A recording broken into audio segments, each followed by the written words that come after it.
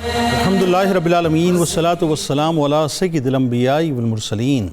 اللہم صلی علی سیدنا و مولانا محمد وعلی آلہ واصحابہ وبارک وسلم وصلی علیہ۔ دنیا کے تمام دیکھنے والوں کو، تمام چاہنے والوں کو، تمام پیار کرنے والوں کو، اور جہاں جہاں تک اس وقت میری آواز کو سنا اور مجھے دیکھا جا رہا ہے، جنید اقبال کی جانب سے انتہائی محبت کے ساتھ السلام علیکم۔ ایک بار پھر ناظرین، آپ کو پر نور صبح میں صبح نور کے ساتھ میں دل کی عطا گہرائیوں سے خوش آمدید کہتا ہوں، اور آئیے بلا توقف چلیں حضرت ابو انیس محمد برکت علی علیہ رحمہ کی تالیف اسماء النبی کریم صلی اللہ علیہ وآلہ وسلم سے رسول اللہ صلی اللہ علیہ وآلہ وسلم کا ایک اسم مبارک پڑھنے اور سننے کی سعادت حاصل کرتے ہیں۔ سیدنا نبی الحرمین صلی اللہ علیہ وآلہ وسلم، ہمارے سردار حرمین شریفین کے نبی، درود و سلام بھیجے اللہ آپ صلی اللہ علیہ وآلہ وسلم پر، آپ صلی اللہ علیہ وآلہ وسلم کے آل پاک پر، اور صحابہ کرام رضوان اللہ تعالیٰ علیہم اجمعین پر۔ حضرت عبداللہ ابن زید رضی اللہ تعالیٰ عنہ سے روایت ہے کہ حضور نبی کریم صلی اللہ علیہ وآلہ وسلم نے فرمایا کہ بے شک سیدنا ابراہیم علیہ السلام نے مکہ مکرمہ کو حرم بنایا تھا اور یہاں کے رہنے کے لیے دعا کی تھی، اور میں بھی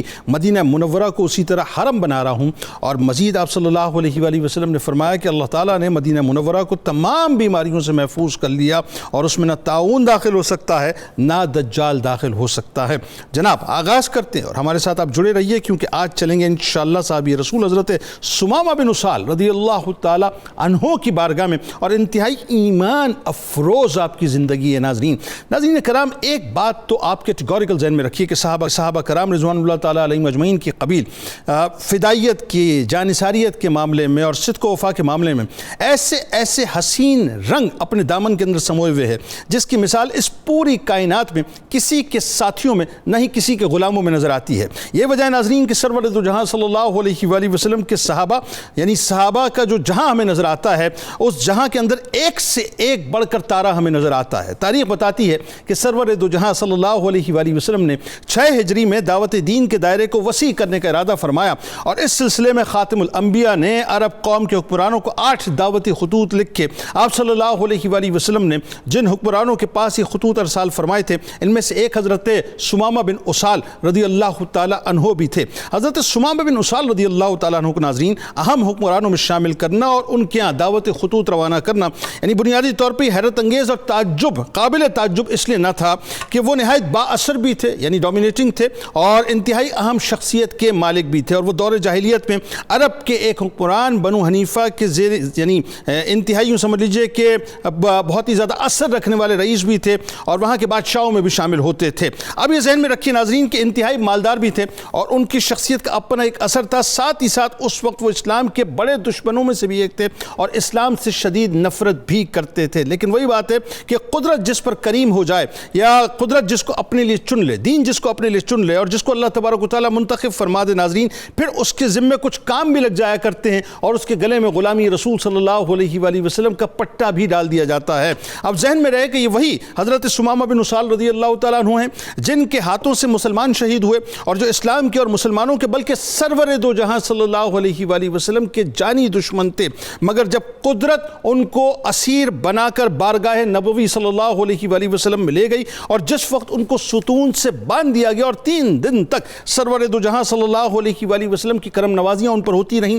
3 دن تک وہ اپنا موقف پیش کرتے رہے، اور سرور دو جہاں صلی اللہ علیہ وآلہ وسلم اس موقف کو سنتے بھی رہے، اور اپنے اس قیدی کے مقام اور مرتبے کے اعتبار سے ان کا خیال بھی کرتے رہے۔ نتیجہ کیا نکلا ناظرین؟ نتیجہ یہ نکلا کہ جو اب سے کچھ لمحے پہلے سرور دو جہاں صلی اللہ علیہ وآلہ وسلم کے شدید دشمن تھے، اب ان کو سرکار مدینہ صلی اللہ علیہ وآلہ وسلم کے مبارک رخ انور سے زیادہ کوئی چہرہ پیارا نہ تھا، یعنی وہ دعا کے چہرے والے اور واللیل کی زلفوں والے ہی ان کے لیے سب کچھ ہو چکے تھے، ان کی زلفوں کے وہ اسیر ہو چکے تھے۔ جو مدینہ پاک ان کے نزدیک سب سے زیادہ برا تھا ناظرین، کچھ لمحوں کے بعد وہ مدینہ پاک ان کو دنیا کے ہر خطے سے زیادہ، ہر چپے سے زیادہ عزیز ہو گیا۔ عالم یہ تھا کہ مدینہ پاک کا ایک ایک ذرہ ان کی آنکھوں کا سرما بن چکا تھا، اور وہ دین جس سے وہ سب سے زیادہ نفرت کرتے تھے، اب وہ دین ان کے لیے زندگی اور موت تھا، اور اس دین کے پیار میں وہ اپنا سب کچھ نچھاور کرنے کو تیار تھے۔ یہ صحابہ کرام کی خوبی تھی ناظرین کہ جو ایمان لانے سے قبل جس شدت سے اسلام کے مخالف ہوتے، ایمان لاتے ہی وہ اگلے ہی لمحے اسلام کے لیے اس سے بڑھ کر اس کے حامی ہو جایا کرتے تھے۔ یہی منظر چشم فلک نے حضرت ثمامہ بن اسال رضی اللہ تعالیٰ عنہ کا دیکھا کہ جو با آواز بلند تلبیہ کہتے ہوئے تلبیہ کہتے ہوئے مکہ پاک میں داخل ہوئے۔ حضرت ثمامہ بن اسال رضی اللہ تعالیٰ عنہ دنیا کے سب سے پہلے مسلمان تھے ناظرین جو تلبیہ پڑھتے ہوئے مکے میں داخل ہوئے۔ کفار دنگ تھے، یعنی نہ چاہتے ہوئے بھی وہ لوگ اپنی تلواریں میان میں رکھ کے حضرت اسامہ رضی اللہ تعالیٰ عنہ کے سامنے آئے اور ان سے بولے کہ ثمامہ یہ تم کو کیا ہو گیا ہے؟ کیا تم بے دین ہو گئے ہو؟ تم نے اپنے آباء و اجداد کے دین کو ترک کر دیا ہے؟ حضرت ثمامہ رضی اللہ تعالیٰ عنہ نے ایمان سے بھرپور جواب اس وقت بآواز بلند دیا، ببانگ دہل دیا کہ نہیں، میں بے دین نہیں ہوا، بلکہ میں نے سب سے اچھے دین یعنی دین محمد صلی اللہ علیہ وآلہ وسلم کی پیروی اختیار کر لی ہے۔ بلکہ ایمانی کیفیت کا یہ اوج تھا ناظرین کہ جو لوگ میرے آقا کی شان میں گستاخی کرتے ہیں اور گستاخی کرنے کا یعنی یوں کہہ لیجئے کہ اپنا ارادہ رکھتے ہیں، ان کے لیے آپ نے بآواز بلند فرمایا کہ آج سے ان کی گندم کی سپلائی مکمل طور پہ بند ہے۔ یعنی آپ نے اپنے معاشی نقصان کو ایک طرف رکھا، اقتصادی نقصان کو ایک طرف رکھا، ناموس رسالت پہ کسی قسم کا کوئی سمجھوتا نہیں کیا اور مکمل طور پہ گندم کی سپلائی ان کے لیے روک دی۔ لیکن قربان جائیے رحمت للعالمین کی، رحمت للعالمین پہ کہ جب سرکار کے علم میں یہ بات آئی اور ان لوگوں نے سرکار کو جب خط لکھا تو سرکار علیہ السلام نے ایک بار پھر ان کی گندم کھول دی۔ اور پھر نتیجہ ناظرین کیا ہے کہ ثمامہ بن اسال رضی اللہ تعالیٰ عنہ پوری زندگی غلامی رسول کرتے رہے، یہاں تک کہ ایک موقع ایسا آیا کہ آپ نے شہادت کا جام نوش کیا۔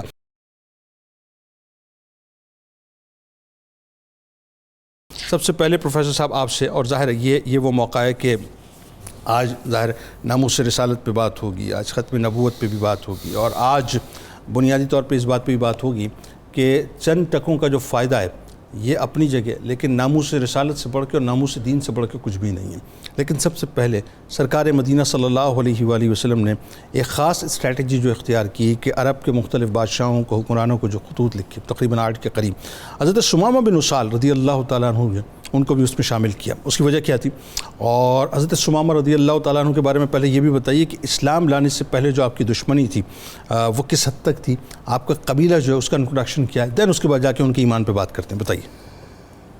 بسم اللہ الرحمن الرحیم، اللہم صلی علی محمد وعلی آل محمد وبارک وسلم۔ بہت شکریہ محترم جنید اقبال صاحب کہ آج ہمیں موقع ملا کہ اس مقدس جماعت کے ایک فرد جن کے لیے پروردگار عالمین نے فرمایا کہ اولئک ھم المؤمنون حقا، یہ وہ لوگ ہیں جو سچے پکے مومن ہیں، یہ اس شان کے مالک ہیں کہ کلم وعد اللہ الحسنی، اللہ نے ہر ایک کے ساتھ بھلائی کا وعدہ فرما دیا ہے۔ یہ وہ لوگ ہیں کہ ہمیں حکم دیا گیا کہ وَإِذَا قِيلَ لَهُمْ آمِنُوا كَمَا آمَنَ النَّاسِ، کہ ایمان اس طرح کا جیسے یہ روشن ستارے مومن ہیں، اس طرح کے مومن بنو گے تو ہماری بارگاہ میں تمہاری قدر و منزلت ہوگی، اس سے ہٹ کر نہیں۔ اسی مقدس جماعت کا ایک روشن ستارہ جن کا آج ہم ذکر کرنے کے لیے بیٹھے ہیں، اور سامعین یقیناً ناظرین اس سے محظوظ ہوں گے، ان کے دلوں میں یہ رونق آئے گی کہ ہم بھی اپنے آپ کو مسلمان کہتے ہیں، لیکن یہ جماعت جنہیں اللہ نے ہمارے لیے نمونہ بنایا ہے یہ کس طرح کے پاکیزہ لوگ ہیں۔ تو ان میں سے سیدنا حضرت ثمامہ بن اسال رضی اللہ تعالی عنہ یہ یمامہ کے علاقے کے سردار ہیں۔ حضور نبی اکرم رحمت عالم صلی اللہ تعالی علیہ وسلم نے غزوہ خندق کے بعد محسوس فرما لیا کہ اب مشرکین کی کمر ٹوٹ چکی۔ پھر صلح حدیبیہ کے بعد اللہ نے آپ کو جو طمانینت عطا فرمائی کہ اب وہ وقت آ گیا ہے کہ اس اپنی ذمہ داری کو اللہ رب العزت نے فرمایا کہ وَمَا أَرْسَلْنَاكَ إِلَّا كَافَةً لِلنَّاسِ بَشِيرًا وَنَذِيرًا، آپ پوری کائنات کے لیے، پوری انسانیت کے لیے بشیر و نذیر بنا کر آئے۔ تو آپ نے اس بات کو سامنے رکھتے ہوئے کہ لوگ الناس علی دین ملوکہم، اپنے بادشاہوں کی پیروی کرتے ہیں، بادشاہوں کا نقش قدم اختیار کرتے ہیں، تو کیوں نہ فرما روایان عالم کو خطوط لکھے جائیں۔ تو حضور نبی اکرم رحمت عالم صلی اللہ علیہ وسلم نے اس مبارک موقع پر یعنی غزوہ خندق کے بعد یہ 6 ہجری میں آپ نے قیصر روم کو، کسریٰ ایران کو، عزیز مصر کو،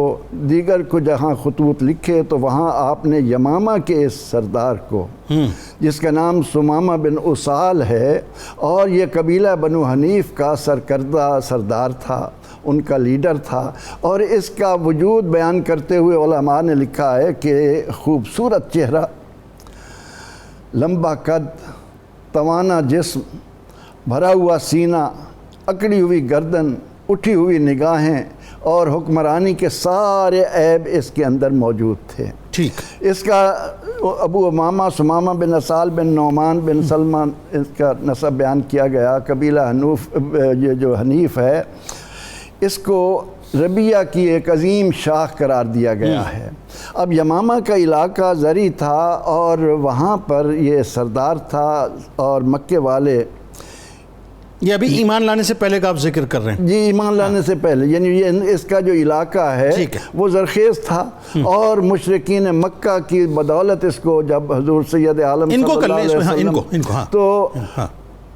ان کی زبانی یہ جان چکا تھا، اور اس کے اندر اسلام کے خلاف جو ایک عداوت اور دشمنی پیدا ہو چکی تھی اس کی وجہ سے یہ نمایاں تھا۔ اس لیے رسول اکرم رحمت عالم صلی اللہ علیہ وسلم نے یہ مناسب سمجھا کہ جہاں اور حکمرانوں کو خطوط لکھے جا رہے ہیں ان کو بھی لکھا جائے۔ اب یہ بہت بڑا قبیلہ تھا، تو اسلام لانے سے پہلے اس کے اندر اس قدر اسلام کے خلاف عداوت پیدا ہو چکی تھی، اور نبی اکرم رحمت عالم صلی اللہ علیہ وسلم کے متعلق اس کا وجود مشرکین مکہ نے سر سے لے کر پاؤں تک نفرت میں بھر دیا تھا۔ تو نبی اکرم رحمت عالم صلی اللہ تعالی علیہ وسلم نے مناسب سمجھا کہ جہاں اور حکمرانوں کو خطوط لکھے جا رہے ہیں، اب یہ چونکہ نجد کا علاقہ تھا، یمامہ نجد میں ہے اور عرب ہی میں شمار ہوتا تھا، تو نبی اکرم رحمت عالم صلی اللہ علیہ وسلم کا جب خط اس کے پاس پہنچا تو اس نے خط کو وہ عزت نہیں دی جو سرور دو جہاں صلی اللہ علیہ وسلم کے خط کو دینی چاہیے تھی۔ اس نے ان کے ساتھ بھی جو خط لائے تھے اچھا رویہ اختیار نہیں کیا، اور یہ ثابت کیا، اور اس کے بعد اس کی تمام تر کوشش یہ رہی جب تک ایمان قبول نہیں کیا کہ مسلمانوں کے خلاف وہ نفرت سے بھرا ہوا نفرت انگیز اقدام کرتا رہے، نفرت انگیز یعنی دو تین باتیں اس میں بڑی اہم، میں قطع کلام کی معذرت، پھر آپ بات کنٹینیو کی۔ ایک تو یہ کہ حضرت سمامہ بن اسال رضی اللہ تعالیٰ عنہ ایک ڈومینیٹنگ پرسنالٹی تھے اپنے قبیلے، بنو حنیفہ سے آپ کا تعلق تھا، اور سرکار علیہ السلام نے وہ جو ایک خاص دشمنی تھی ان کے اندر، اس وجہ سے ان کو ایڈریس کرنا مناسب سمجھا کہ ان کو بھی کسی طرح سے جو ہے دائرہ اسلام میں داخل کیا، کیونکہ حضور علیہ الصلوۃ والتسلیم کا یہ انداز پوری دنیا جانتی ہے کہ آپ نے مکہ میں بھی رہتے ہوئے 2 عمروں کے لیے دعا فرمائی تھی اللہ ان میں سے دے دے، تو اس لیے اس بات کو سامنے رکھتے ہوئے کہ جو سرکردہ لوگ ہیں جب وہ اسلام کی طرف آئیں گے تو ان کے ساتھ جو ان کے فالوورز ہیں، ان کے ساتھ تعلق رکھنے والے ہیں، وہ بھی اسلام کے اندر داخل ہوتے چلے جائیں گے۔ اس لیے پیغمبر رحمت صلی اللہ علیہ وسلم نے اس قبیلے کے سردار کو دعوت نامہ لکھا۔ اچھا، حضرت سمامہ بن اسال رضی اللہ تعالیٰ عنہ، جیسے ظاہر قبلہ پروفیسر صاحب نے ابتدائی ایک تعارف دیا کہ انتہائی با اثر شخصیت اپنے قبیلے کی،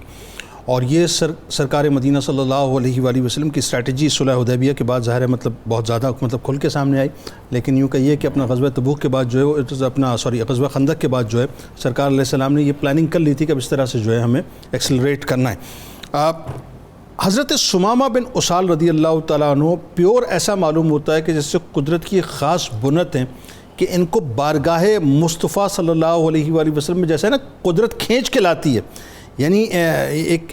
مطلب انسیڈنٹلی آپ بارگاہ مصطفیٰ صلی اللہ علیہ وآلہ وسلم میں آتے ہیں، گرفتاری ہوتی ہے، تو وہ کیا منظرنامہ تھا ایک تو یہ بتائیے۔ پھر سرکار مدینہ صلی اللہ علیہ وآلہ وسلم، ظاہر ہے اللہ تعالیٰ نے آپ کو غیب کا علم عطا فرمایا ہے، یعنی ابھی تعارف نہیں ہوا، اور تعارف سے پہلے آپ کا تعارف صحابہ سے کروایا، وہ ذرا خاص طور پہ اس پہ بات کیجیے گا۔ 3 دن ایک باقاعدہ کنورزیشن ہو رہی ہے، سرکار علیہ السلام کی کرم نوازی ہے، اور فائنلی پھر آپ نے جو ہے وہ ایمان لانے کا اعلان کر دیا، یعنی جو شدید جانی دشمن اب وہ سرکار علیہ السلام کی جو جان کائنات کی پروٹیکشن کے لیے جو کھڑے ہو گئے، بتائیے ذرا۔ بسم اللہ الرحمن الرحیم۔ حضرت سیدنا سمامہ بن اسال رضی اللہ تعالیٰ عنہ نبی کریم رؤوف الرحیم صلی اللہ علیہ وسلم کے قبولیت اسلام اور غلامی میں آنے کے بعد یقیناً وہ اولو العزمیت دکھائی کہ جو ایک اصول رہا ہے کہ اگر کوئی نفرت شدت کی کرتا ہو تو جب وہ محبت میں بدلتی ہے تو پھر محبت بھی اس سے کہیں زیادہ شدت میں ہو جاتی ہے۔ واہ واہ واہ۔ تو حضرت ثمامہ بن اسال رضی اللہ عنہ جو حضور علیہ السلام کے دامن محبت میں آ کر ہمیشہ کے لیے حضور صلی اللہ علیہ وسلم کی محبت کے اسیر ہو کر رہ گئے، تو اس سے پہلے یہ سمجھ لیں کہ قدرت کا حسن انتظام تھا ان کو در مصطفیٰ تک پہنچانے کا، واہ، اور وہ یہ تھا کہ یہ اپنے علاقہ سے نکلے ہیں عمرہ ادا کرنے، ٹھیک ہے، اور یمن سے اس وقت 2 روٹ آتے تھے مکہ مکرمہ، اوکے، اور یہ جاہلیت کے دور کا عمرہ تھا، جاہلیت کا 2 روٹ آتے تھے، جبکہ اس سے پہلے حضور صلی اللہ علیہ وسلم کے کچھ جانثار صحابہ کو یہ شہید کر چکے تھے، اچھا ٹھیک اور ہے، حضور کی مخالفت میں ابھی بہت آگے بڑھنے کا انہوں نے اعلان کیا ہوا تھا۔ ٹھیک ہے، اب 2 روٹ تھے، ایک تو ساحل سمندر کے ساتھ جدہ کی طرف سے ہو کے جاتا تھا اور دوسرا مدینہ منورہ سے۔ اچھا، اب ان کا دیکھیں اپنے اندر حوصلہ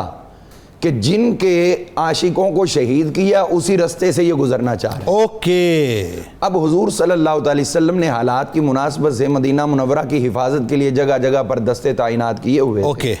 صلح حدیبیہ کا معاملہ ہو چکا تھا۔ ٹھیک ہے، اب جب یہ ادھر آئے تو ان کی کچھ حرکات و سکنات صحابہ کو مشکوک لگیں، تو انہوں نے شکوک و شبہات ان کی کیفیات کو دیکھ کر ان کو گرفتار کر لیا، ٹھیک ہے، اور پکڑ کر ان کو لے آئے اور لا کر مسجد نبوی شریف کے ساتھ ایک ستون کے ساتھ باندھ دی۔ ٹھیک ہے، اب سرکار دو عالم صلی اللہ علیہ وسلم تشریف لائے اور حضور صلی اللہ علیہ وسلم سے تو اللہ تعالیٰ نے کچھ چھپایا ہی نہیں۔ واہ واہ، تو جب سرکار آئے بغیر تعارف کے، سرکار دو عالم علیہ السلام نے صحابہ سے خود پوچھا، فرمایا تم جانتے ہو کس کو پکڑ کے لائے ہو؟ انہوں نے کہا حضور ہمیں تو نہیں پتا، یہ تو ایسا تھا، ہم تو اس کو گرفتار کر کے لے آئے۔ تو حضور نے فرمایا کہ یمن کے علاقے کا بادشاہ ثمامہ بن اسال ہے، اللہ، حضور خود اس کا تعارف کروا رہے ہیں۔ اللہ اکبر، ساتھ میں حضور صلی اللہ علیہ وسلم فرماتے کو تکلیف تو نہیں دی اس کو۔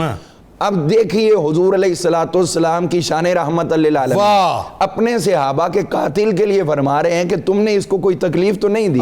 تو وہ عرض کرتے ہیں حضور سوائے گرفتاری کے اور تو کچھ بھی نہیں کیا۔ اللہ، اب جب حضور صلی اللہ علیہ وسلم، یہاں رک کے ذرا ایک جملہ خاص طور پہ، میں قطع کلام کی بے حد معذرت، یہاں ضرور یہ بتائیے لوگوں کو کہ انسٹنٹلی بنتا یہ تھا کہ جو مطلب اس وقت قاتل تھے صحابہ کے، دوسرے لمحے ان کا سر جو ہے قلم کر دیا جاتا، لیکن کیا رحمت للعالمین ہے اور کیا ویژن ہے سرکار علیہ السلام کے آگے ہونے والا کیا بتائیے، کیونکہ سرکار کے اندر وہ والی جذباتیت نہیں تھی جو عام لوگوں کے اندر عود کر آتی ہے۔ واہ واہ واہ، اور وہ عود کرنے والی جذباتیت انسان کو خون بہانے کی طرف لے کے جاتی ہے، اور حضور کی جذباتیت یہ تھی رحمت عام کرنے کی طرف، اللہ اکبر، اور یہی اللہ نے فرمایا وَلَوْ كُنْتَ فَظًّا غَلِيظَ الْقَلْبِ لَانفَضُّوا مِنْ حَوْلِكَ، اے محبوب اگر آپ تند خو اور سخت مزاج ہوتے، دل کے سخت ہوتے، تو اتنا بڑا عاشقوں کا ہجوم کبھی بھی آپ کے گرد۔ تو اب حضور صلی اللہ علیہ وسلم نے ان کے ساتھ گفتگو فرمائی، دعوت اسلام دی۔ ٹھیک ہے، اب انہوں نے تو وہ انکار کیا، فرمایا تم مجھ سے کس سلوک کی توقع کرتے ہو؟ اور جنید صاحب معاملہ یہ ہے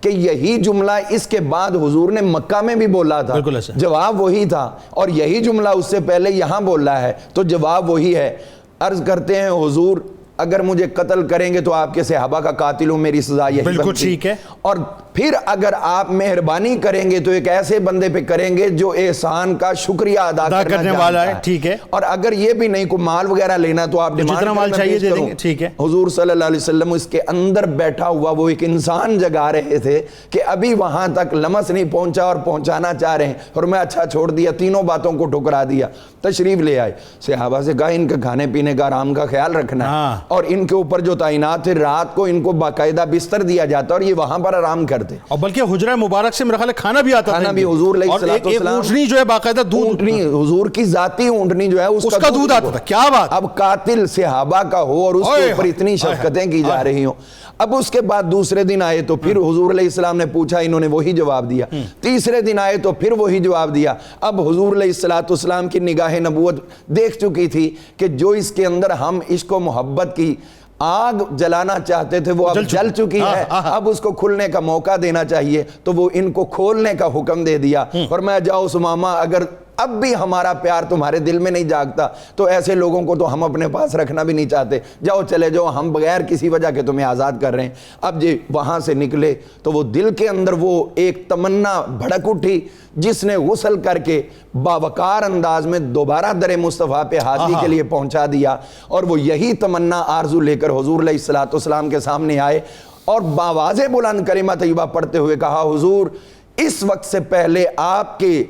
ذات سے بڑھ کے میرے دل کے اندر کسی کی نفرت نہیں تھی، لیکن اب وہ محبت ایسی بدل گئی ہے کہ اب سے پڑھ کے کسی اور سے محبت نہیں ہے، آپ کے چہرے سے زیادہ پیارا چہرہ نہیں ہے، اور آپ کے دین سے برا کسی دین کو نہیں سمجھتا تھا، اب سب سے محبوب یہ دین ہے، اور حضور آپ کے شہر سے پہلے کسی کو برا نہیں سمجھتا تھا، اب سب سے زیادہ محبوب یہ ہے۔ تو یہی پر علامہ اقبال کا اگر شعر عرض کر دیں تو وہ بہترین خراج تحسین ہے، نہ جہاں کہیں امان ملی، جو امان ملی تو کہاں ملی، میرے جرم خانہ خراب کو تیرے عفو بندہ نواز میں۔ تو کہتے ہیں حضور آپ سے بڑھ کے مجھے اور کوئی پیارا ہی نہیں ہے۔ تو یہاں مولانا حسن رضا رحمت اللہ تعالی علیہ آپ کی اگر ہم محبت کو دیکھیں تو کہتے ہیں آسماں گر تیرے تلووں کا نظارہ کرتا ہے، روز ایک چاند تصدق میں اتارا کرتا۔ تو جب وہ چاند ذروں میں انس شمس کی پڑ جاتی ہے، جس طرف سے ہے گزر چاند ہمارا کرتا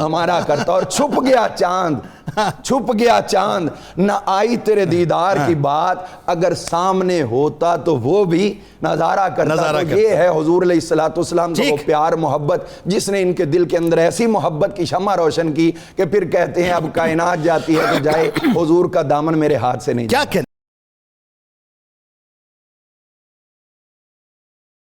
دورانی صاحب یہ وہ مرحلہ ہے اور یہ وہ لمحہ ہے جہاں پر میں اگر یہ کہوں کہ ایمان کی صحیح معنوں میں اب ٹیسٹنگ ہوتی ہے۔ یعنی ایک تو یہ نا کہ آپ قبول اسلام آپ نے کر لیا، آپ والضحیٰ کے چہرے والے کے اسیر ہو گئے، واللیل کی زلفوں کے اسیر ہو گئے، اب رخ انور کی تابناکیاں جو ہیں آپ کو سب سے زیادہ عزیز ہیں۔ اب وہ بات یہ ہے کہ وہ ہے نا کہ don't tell me you love me, prove yourself that you love me. تو اب یہ پروف کرنے والی بات آ گئی ہے۔ تو پہلا مرحلہ یہ ہے کہ آپ نے جس عمرے کی غرض سے آپ نکلے، جن کے لیے ظاہر ہے جن کے توسط سے عمرہ ملا ہے، اب ان سے اجازت آپ نے طلب کی ہے، اور یہ بھی آپ ہی کو ظاہر ہے مطلب اللہ تبارک و تعالیٰ نے شرف عطا کیا۔ دیکھیں اللہ کا نظام ہے، جو محبوب کا ہو جاتا ہے پھر اللہ تبارک و تعالیٰ اس کو خلق کے آگے محبوب بنا دیتا ہے۔ یعنی جو شرف وہ جو تلبیہ کا یا تلبیہ کا جو اعزاز سب سے پہلے پڑھنے کا آپ کو نصیب ہوا، اس کے بارے میں بتائیے۔ پھر اگین وہی بات کہ جب انسان کے دل میں بات آ جائے کہ دنیا جو ہے وہ ہیچ ہے، تو پھر وہ ببانگ دوہل جو ہے سامنے آ کے کھڑا ہوتا ہے اور ڈٹ کے باطل کا مقابلہ کرتا ہے۔ تو جس طرح آپ نے اظہار کیا کفار کے سامنے، اور آخری بات جو بڑی اہم ترین ہے، آج ہم مصلحتوں کا شکار ہوتے ہیں، آگے جا کے اس پہ بات کریں گے، لیکن یہ کیسی بات تھی صاحب کہ معاشی آپ نے اپنے معاملات کو پیچھے رکھا اور گندم کو روک دیا جو خاص طور پہ آپ سپلائی کرتے تھے، بتائیے۔ بسم اللہ الرحمن الرحیم۔ محترم جنید صاحب، بہت خوبصورت موضوع ہمیشہ کی طرح اور ایک بڑے حسن ترتیب کے ساتھ آپ چلتے ہوئے مجھ تک آئے ہیں۔ ظاہر ہے کہ جب آقا کریم علیہ السلام کی ذات بابرکات پر وہ ایمان لائے اور محبت ان کے دل میں سرکار کے چہرہ انور کی، آقا کے شہر مدینہ کی گھر کر گئی، انہوں نے اپنا ارادہ بتایا کہ میں جب گھر سے نکلا تھا تو میں عمرہ کی ادائیگی کے لیے نکلا تھا، تو اب میرے لیے کیا حکم ہے۔ اس سے ایک بات تو یہ معلوم ہوئی کہ حج و عمرہ کی رسومات جو دین ابراہیمی کا حصہ تھیں وہ کسی نہ کسی شکل میں موجود تھیں، ٹھیک ہے، گرچہ ان کے اندر بگاڑ آ چکا تھا اور اس کی اصلاح نبی آخر الزماں صلی اللہ علیہ وسلم نے فرمائی۔ اور دوسری بات یہاں سے یہ معلوم ہوتی ہے کہ جب کوئی خیر کا ارادہ کر لے تو اسلام سب سے بڑھ کر خیر کے ارادے کو پایہ تکمیل تک پہنچانے کے اسباب فراہم کرنے والا ہے۔ واہ واہ واہ۔ سرکار نے ان کو اجازت دی اور انہیں اسلام کے طرز سے، اب اسلامی رنگ سے جو صحیح دین ابراہیمی کی شکل ہے، آپ نے اس کے مطابق انہیں عمرہ ادا کرنے کا طریقہ سکھایا۔ صحیح، ٹھیک۔ مکہ کی جانب عازم سفر ہوئے اور یہ وہ کائنات صحابیت میں وہ پہلے فرد ہیں واہ، جنہیں سب سے پہلے جو تلبیہ کے جو الفاظ ہیں، جنہیں ہم عرف عام میں تلبیہ کہتے ہیں، ٹیکنیکلی گرامر کے اعتبار سے اس کو تلبیہ کہتے ہیں۔ لبیک اللہم لبیک لا شریک لک لبیک ان الحمد والنعمت لک والملک لا شریک لک لبیک۔ یہ جو کلمات تھے سب سے پہلے اللہ تعالیٰ کی توحید کا یہ ترانہ خدا نے ان کی زبان سے جاری فرمایا۔ یہ کیسا شرف ہے دورانی صاحب، یہ کیسا شرف ہے۔ یعنی اس پوری دنیا میں وی ڈونٹ نو کہ جی کتنے مسلمان آئیں گے، کتنے آئے کتنے آئیں گے، لیکن یہ سب سے پہلے مسلمان اور سب سے پہلے صحابی جنہوں نے تلبیہ جو ہے وہ ادا کیا۔ اس میں کوئی شک نہیں ہے کہ ہزاروں لاکھوں کروڑوں لوگ جو حج کر چکے ہیں اور قیامت تک آنے والے اربہ لوگ جو کرتے رہیں گے، یہ ان کی سنت ہے جو سرکار نے ان کو سکھائی۔ اور وہ پہلا عمل ہے جس کو انہوں نے کیا. میرا تو ایمان ہے کہ سب کی تلبیہ کہنے کا ثواب ان کو جاتا رہے یعنی گا. تلبیہ کہنے والوں کے امام ہیں آپ بنیادی طور پہ. آپ بالکل کہہ سکتے ہیں ان کے حوالے سے. صحیح. اور پھر تلبیہ کے حوالے سے یہ جو اتنا بڑا دین کی نگاہ میں عظیم عمل ہے کہ نبی پاک صلی اللہ علیہ وسلم کا فرمان ہے کہ جب کوئی مرد مومن تلبیہ پڑھتا ہے اور یہ کلمات لبیک اللہم لبیک کی صدا بلند کرتا ہے تو صرف یہ وہ نہیں کر رہا ہوتا، اس کے ساتھ موجود شجر، حجر، پہاڑ، درخت اور کائنات کا ذرہ ذرہ اللہ کی حمد کے اس ترانے میں شریک ہو جاتا ہے. سبحان اللہ. اور جنید صاحب اس میں خاص بات یہ ہے کہ یہ جو شان اللہ نے اپنے نبی حضرت داؤد علیہ السلام کو بخشی تھی کہ جب وہ اللہ کی حمد کے ترانے گاتے تھے تو تسبیح اور پہاڑ بھی شریک ہو جاتے تھے. کیا کہنے، میرے آقا کی امت کو اللہ نے وہ فیض اس تلبیہ کے الفاظ میں جاری فرمایا. کیا اچھی تدبیر ہے. واہ واہ. کہ جب وہ یہ کلمات کہتا ہے تو کائنات شجر و حجر اور زمین کی چیزیں اس کے ساتھ اس تلبیہ کہنے کے اندر شریک ہو جاتی ہیں. سبحان. اب آپ چلے مکہ پاک کی جانب. جی پھر کیا ہوا؟ اب آپ جب مکہ یہ تلبیہ کے الفاظ کہتے ہوئے چلتے ہیں، اہل مکہ کے لیے یہ الفاظ بالکل اجنبی تھے. ٹھیک ہے. انہوں نے آج تک ان کلمات کو سنا ہی نہیں تھا. ظاہر ہے پہلی اور یہ وہ الفاظ تھے، وہ الہامی الفاظ تھے، وہ روحانی الفاظ تھے، اس قدر اللہ کی محبت میں رچے ہوئے اور توحید کے علمبردار الفاظ تھے کہ مکہ والوں پہ سکتہ طاری ہو گیا. واہ. کہ یہ الفاظ کہاں سے آئے. باہر نکلے، نگاہ پڑی، حضرت ثمامہ بن اسال یہ الفاظ پڑھتے ہوئے آ رہے ہیں اور انہوں نے اپنی تلواریں کھینچ لیں کہ ہمارے شرک کے کلے کو مسمار کرنے والے یہ الفاظ کہنے والا کون ہے. اور آپ بے خوف اور نڈر ہو کر یہ کلمات کہتے ہوئے جا رہے ہیں. کسی نے دور سے تیر مارنا چاہا تو پہچاننے والوں نے کہا ٹھہر جاؤ، جانتے نہیں ہو یہ کون ہے؟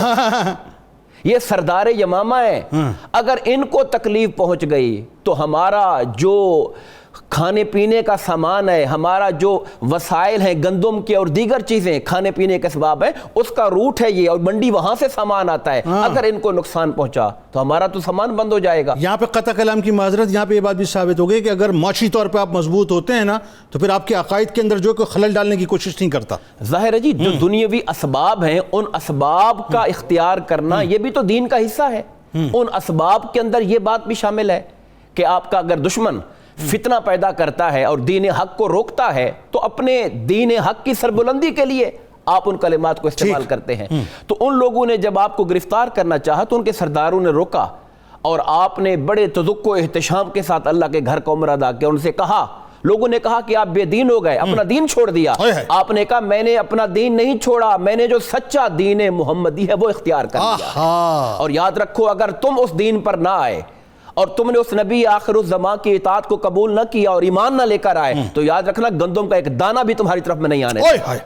اس انداز سے آپ نے اپنی ایمانی غیرت اور ایمانی حمیت کا مظاہرہ کیا جس کی وجہ سے پھر کفار کو جرأت نہ ہو سکی ان کی طرف نگاہ اٹھا کر دیکھ.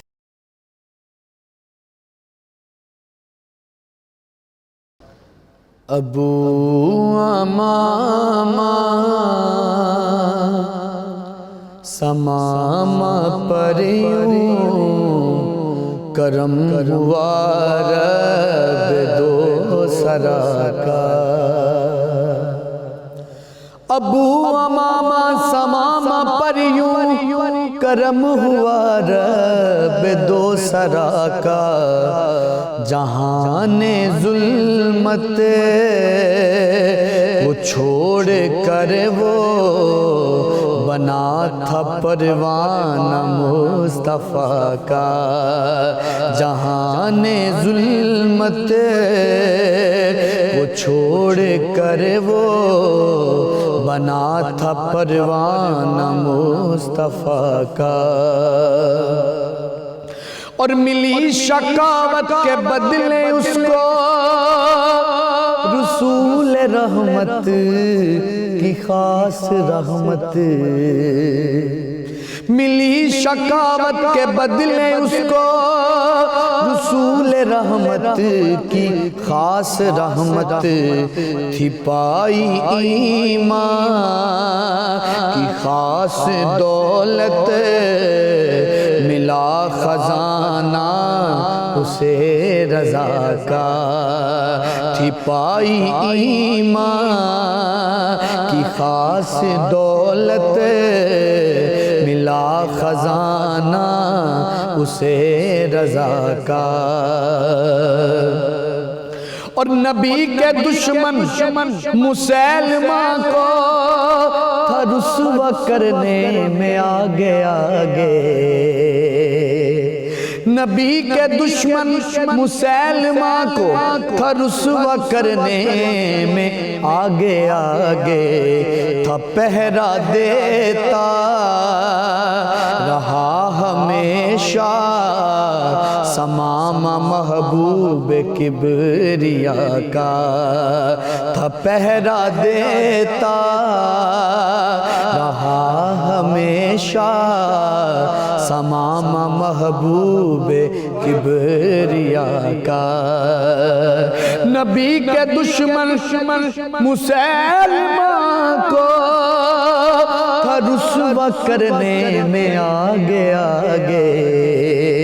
نبی کے دشمن مسیلمہ کو تھا رسوا کرنے میں آگے آگے، تھا پہرا دیتا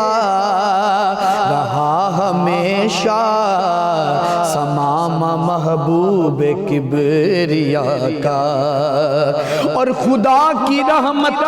کا سایہ ساجد رہا سماما کے سر پہ ہر دم، خدا کی رحمت کا سایہ ساجد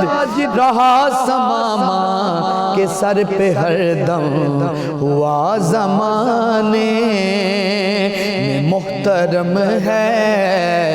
اثر ہے آقا کی یہ دعا کا، ہوا زمانے میں محترم ہے، اثر ہے آقا کی یہ دعا